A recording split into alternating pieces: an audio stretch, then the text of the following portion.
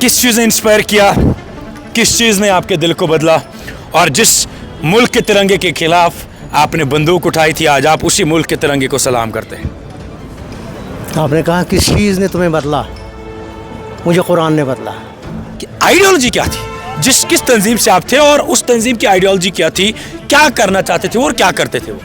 देखिए, आइडियोलॉजी तो तंजीम की नहीं हुआ करती थी, आइडियोलॉजी तो पाकिस्तान की हुआ करती थी। ओके। आज उस देश के इस झंडे को मैंने यहाँ लगाया है, तो मैं आपको दिखाना चाहूँगा मेरे रसूल सल्लल्लाहु अलैहि वसल्लम इस तरह अपना गिरेबान खोल कर कहते थे मुझे हिंद से ठंडी हवाएं। तो जब मेरा रसूल इस मुल्क को पसंद करता है तो मैं कौन सी चीज़ हूँ?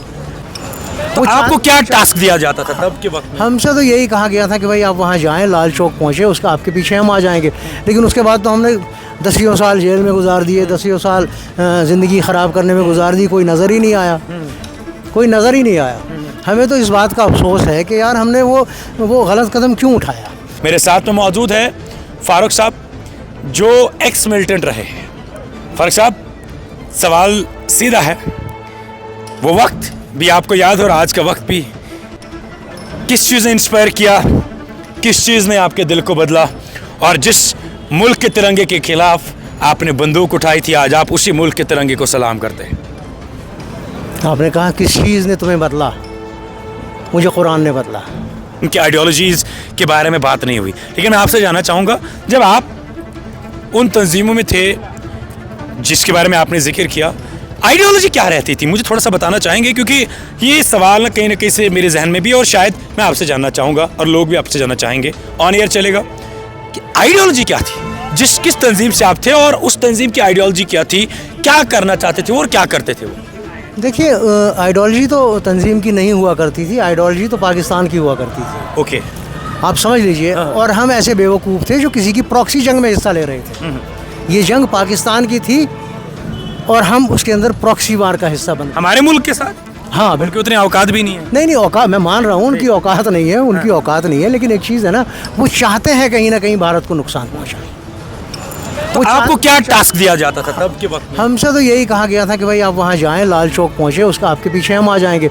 लेकिन उसके बाद तो हमने 10 साल जेल में गुजार दिए, 10 साल ज़िंदगी ख़राब करने में गुजार दी, कोई नज़र ही नहीं आया।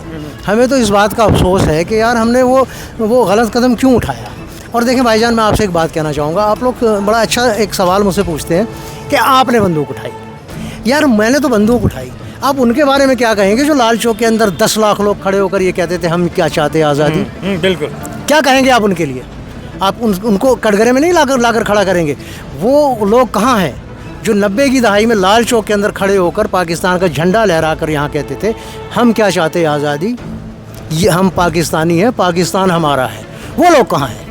उनको लाइए ना कटघरे में। आप मुझे लाते हैं, मैं तो अपनी जेल का पीरियड काट के आ गया हूँ। आप फिर से मुझे नहीं, सवाल मेरा ये है क्योंकि आज आप समझ चुके हैं और वक्त बहुत बीता है जब आज आप उस मुल्क के तिरंगे को सलाम करते। मैं बार बार कह रहा हूँ, और माशाल्लाह आज अपने सीने पे भी आपने अपने तिरंगे को लगाया है जो हमारे मुल्क की शान है। बस सवाल मेरा ये है कि तब के टाइम पर जो भी आपने कहा कि पाकिस्तान की जंग, प्रॉक्सी जंग में हम वार ले रहे थे, बट मैं आपसे ये जानना, वो करना क्या चाहते थे, उनका मकसद क्या होता था? उनका मकसद यही है भारत को कैसे नीचा दिखाया जाए। क्योंकि भारत ने उनका जो बांग्लादेश तोड़ा है ना, उस सिलसिले वो चीज़ वो अभी तक नहीं भूल पाए हैं।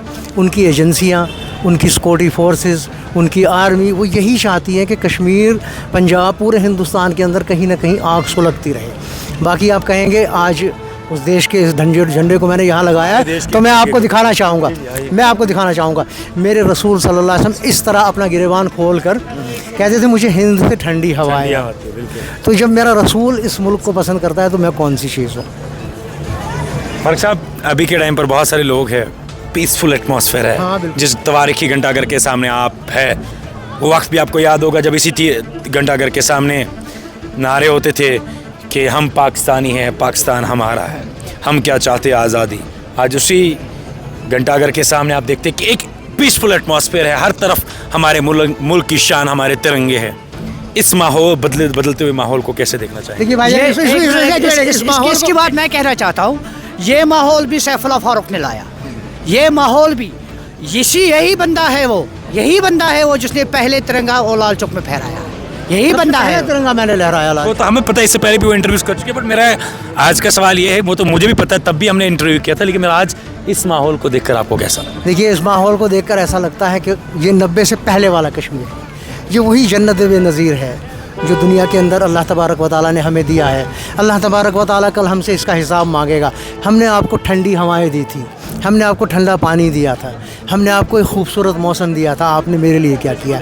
लेकिन बदकिस्मती हम उस टाइम शर्मिंदा हो गए अल्लाह के सामने। तो हमारे साथ सैफुल्लाह फारूक साहब थे। इससे पहले भी कई सारे इंटरव्यूज़ हुए हैं। आज हमने कुछ सवाल पूछे जो जवाब आपके सामने हैं, और इस अपने मुल्क के तिरंगे को सलाम।